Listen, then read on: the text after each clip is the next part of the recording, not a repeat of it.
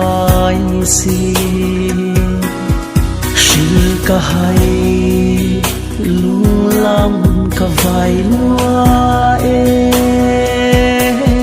chor thla pui engam ilo e le kalung di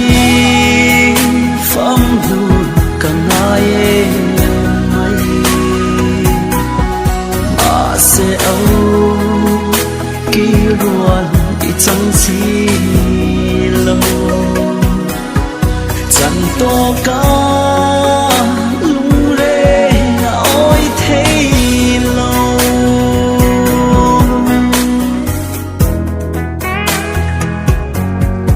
wa na chua i e moi lo mi ka di ne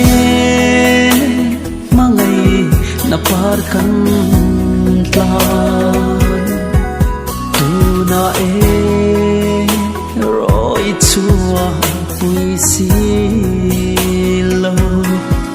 mun kho har arang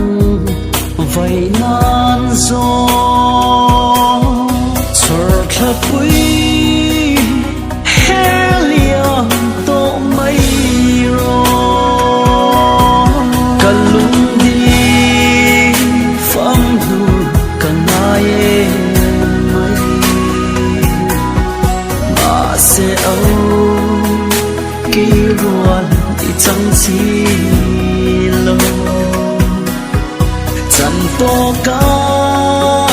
lung re na oi thei lo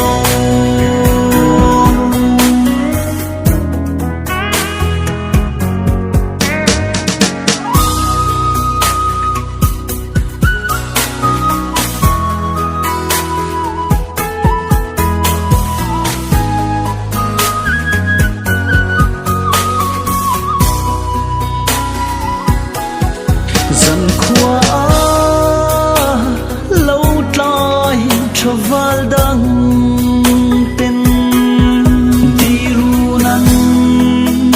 bele nui hia